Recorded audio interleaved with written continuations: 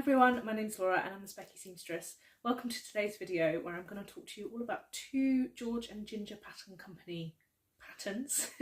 The BatWing cardigan and tunic, which I'm wearing, and the Throwback tee, which I am not wearing because I literally just put this on top of what I was wearing in my last video because I'm kind of enjoying batch filming at the minute. I don't need to hide that from you. So there we go. Both of these patterns are from George and Ginger Pattern Companies, as I said. Now you'll see that the description box says #add affiliate link. So I've recently joined the affiliate team for George and Ginger Patterns, so you'll see me make up some of their patterns and tell you about them sometimes. I get quite a lot of choice in that, so don't feel like I'm being forced to share certain things with you. I'll only share things with you that I love, and you'll notice on those videos where I've done that there's an affiliate link in the description box, which means if you click on that link and decide to buy the pattern or any of the patterns, I'll earn a small commission from that sale. It doesn't cost you anything extra. I can breathe now, that's like my mandatory thing that I have to say. So I'm going to talk you through this in order, I think. I saw a post on Instagram from George and Ginger asking for testers for their new t-shirt pattern that had 4 variations, lots of colour blocking. I'm going to pop the line drawings up here, and I liked it. I like colour blocking, and despite me telling you several times I'm going to stop doing as much testing this year, it seems like I've started the year with quite a lot of testing. Mostly quick easy makes, so it's not been too stressful, but I really liked it, so I put myself forward for it, and I was in the testing team, and I was asked to make one of the variations, which is called Sunny Day, which has a kind of sun array on the back of the t-shirt, and I really liked it. I did spend longer choosing colours than I did making it. Definitely. I pulled out all of my plain jerseys from my stash, and I kind of wanted to do something a little bit not just a sunray. I was slightly limited in my choice because I didn't have any cream or very much cream jersey, and I was kind of planning on having a cream tee with coloured sunray. But I'm actually quite pleased because I wear, most of the t-shirts I wear are cream, and the 3 that I've made so far are a grey base, a black base and a teal base, and I actually think they're going to work really well in my wardrobe, and I'm kind of pleased that I was made to think beyond cream. Although I'm hit a stumbling block for my 4th because I really do want cream for this one, and I don't have any cream, and I think I said in my last video I'm not buying any fabric at the minute, so I'm stuck. But I will tell you my plans. So anyway, I made up the first one, I really loved it, and I put it on, and my husband said to me, but why is the fun bit on the back? And I do love that it's on the back, and I think it's going to be awesome for wearing with, actually it will look really cool with this jumpsuit that I talked about in my last video, because it has the V back, so it will show, but also with dungarees. It looks really cool with dungarees, and so I'm quite excited to have that. But he was kind of right, it deserved to be at the front. So that isn't where my next one went, because I thought I would start off with something a bit easier than trying to hack it to the front.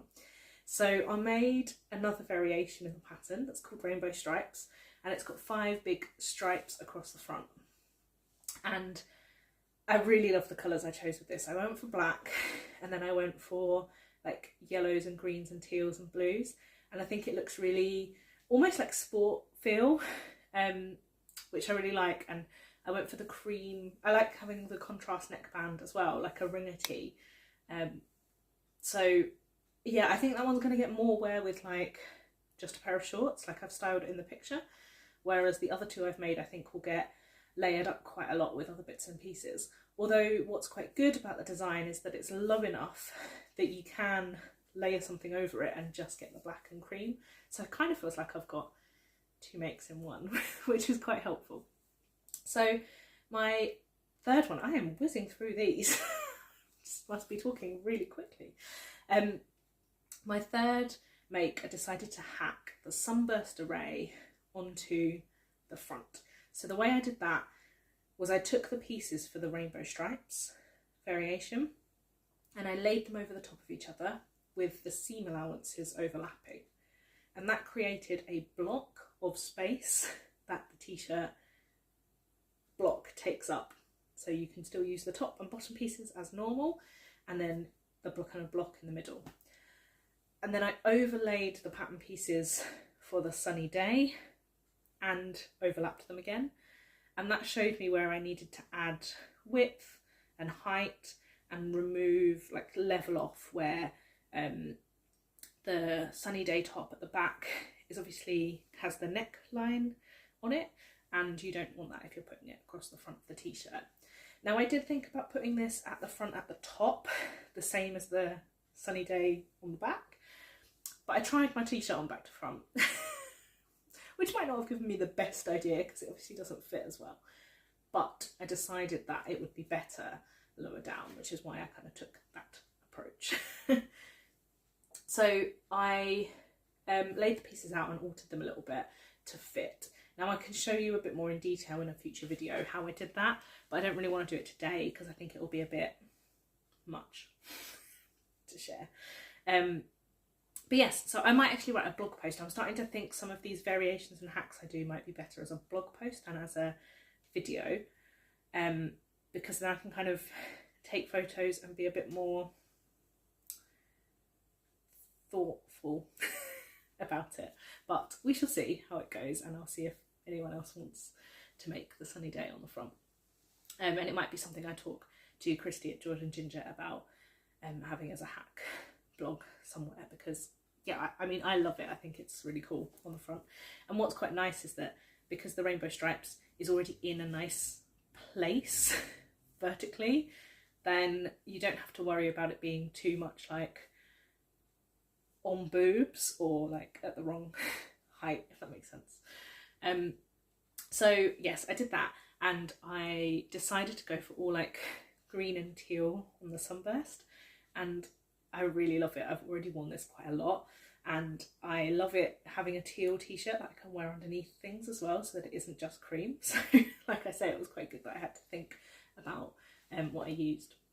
Now Christy does recommend that you use viscose jersey or drapey jersey if you're planning on making it like as a vintage feel t-shirt, but all of mine are in cotton jersey because that's kind of all I had in plains, and I didn't really fancy this in patterns. Although I am quite keen on making a monochrome version with black and white different like scales of polka dot, because I think that would be quite cool, and I've probably got enough scraps from this. It's an absolutely great scrap busting project. I pulled scraps from my scrap drawer that I kind of don't even know why I kept because they were so small. This is the right pattern for that. They're kind of the shapes almost of like underwear gussets, but smaller. So you can really scrap bust on this, and I think it would be a really cool way to patch together kind of things from other makes that you've done across like a theme. So yeah, I'm quite excited to make more of these. So I sent my photos back to Christy, and then we had a discussion about the affiliate program for George and Ginger, and that's when I signed up to that and decided to make this. So I will have some patterns to choose from to make throughout the year, and you'll see me post about them occasionally on here and on Instagram, as well as, you know, other George and Ginger patterns that I might want to make. And so I've already eyed up a few on their site that I think I might like to make up. But at the minute, a lot of affiliates are sewing up the pattern of the month, which are patterns that are being updated at the minute. So updated to include an extended size range. So this is one of those. So the extended size range goes up to 5XL. I make the 2XL, and the 5XL goes up to a 59-inch waist, I think. If that is wrong, I'll put in something here. But yeah, so I signed up and immediately got cracking because the pattern of the month for February was this BatWing BatWing tunic and cardigan. And one of the things coming in the update, which is already out now, is this cardigan option.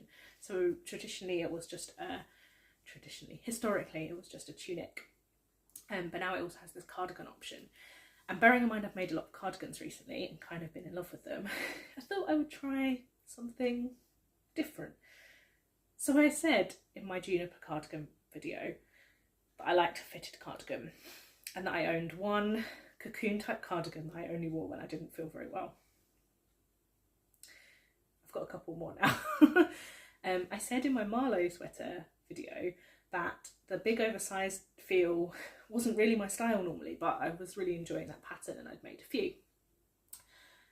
And I just decided that having been all kind of cozied up and enjoying layering and feeling a bit more casual, I guess, in some of my wardrobe, that I would give this cardigan a go, because the cocoon cardigan that I own, that was my like when I don't feel very well cardigan, has been adopted by one of my cats and I can't always use it anymore when I would want to. And I like a cocoon style, but not too cocoony. I'm fussy and that's partly why I sew. And I really liked that this was more emphasis on the sleeves than on the kind of cocoon shape at the bottom. So what I did is I made up my first version in this fabric, which I actually edited out of my Marlowe sweater video, because at the end of my Marlowe sweater video originally, I was going to show you this fabric that I bought from Sherwood's, because I wanted to make a Marlowe in it. But I decided that it would be better as a cocoon. It's very stretchy. It's like a boucle knit in this red and blue marl? Not really marl, but you know, tweedy style almost. And then the reverse is a much more blue version. So it's kind of more red on the front, more blue on the back. And I don't know, it just sort of lent itself, I think, to... This is actually the cardigan. I thought this was the scrap. Oh dear. Yes, so this is the cardigan that I made. And I made the 2XL and I wore it for the entire day and I felt so snuggled up. Like I actually kind of felt like I was in a blanket. It's super snuggly. It's got these big sleeves with a long cuff that everything gathers into so you don't drip anything in your dinner if you're anything like me. And a wide band. It took me so little time to sew, and I tell you what I really like about the pattern is I was umming and ahhing about whether I was going to do it, because I thought I don't want to stick together another lot of PDF patterns and then yeah, make it all. This pattern, 15 pages. Yeah, the front and the back are almost the same. There's cutting lines for the front and cutting lines for the back for the cardigan, and I just traced one of them and then I cut the pattern piece out of the A4 paper for the rest. I had it sewn up and like the PDF assembled, printed, assembled, cut, sewn up in less than an hour, and then I wanted another one. And I liked the idea, having come off the colour block t-shirt vibe, I decided I wanted a colour blocked one. And I am denied about how you make a kind of cocoon cardigan colour blocked. And then I went back to look at the pattern pieces, actually on the instructions, on the like PDF layout, and was like, there's already a line on this pattern that I can use. So I used the length and shorten line, which comes on the pattern. And all I did was cut the pattern piece at the length and shorten line. I actually just traced it, and added a 1 centimetre seam allowance on the edge where I cut it. And now I have a big slouchy colour blocked cardigan that follows the lines of the pattern. I'm just going to keep sticking my arms out while I was taking photos of this. I'm going to move this way so I can put in the photos. I just kept putting my arms out because it's just like super kind of, yeah, big. It's like the Adrienne from Friday Pattern Company. You have to pose with your arms out and showing how big they are. But yeah, and it's made me think, how many other patterns have length and shorten lines that I can use to colour block? So maybe you might see more of that in my future. But But yes, so this has now been updated. It has the extended sizes, it has the cardigan piece. It's a super quick sew. It's super comfy for being at home and just sort of wrapping myself up. It's got loads of ease, so I can wear this over my jumpers if I just need a bit of an extra layer. I tend to find at the minute working from home I get cold about 2 o'clock in the afternoon, so it's just nice to be able to throw something on and kind of cozy up in it with a cup of tea. So yes, it is called the BatWing cardigan. The t-shirts are called the Throwback tee, and I'll pop the links for both of them down below. They will be affiliate links. And yeah, let me know what you think of the makes. Just keep jiggling. And whether you think you'll make them. I haven't told you about the fabrics I've used. I've used the Sweater Knit Black from Neo Trims, which I talked about in my Jennifer Lauren handmade juniper cardigan video, and the Soft Knit from Somi Sunshine in this like denim melange blue, which I used for the back of my scrap busting cardigan. And for my t-shirts, all of the jerseys pretty much came from the Maker's Merchant, with a couple from Little Darling Fabrics and one from Firebird Fabrics and one from Deep Stash, which could have been from anywhere. Yeah, thanks so much for watching. I am super excited for this kind of like vintage vibe t-shirt look. Those of you that follow me on Instagram will know I also made the Sinclair Calypso tee recently, and that's kind of got me going down all of these vintage vibes, like 70s retro style. So you might see me making some flared trousers soon. Well, wide leg trousers. Anyway, thank you so much for watching. Until next time, bye.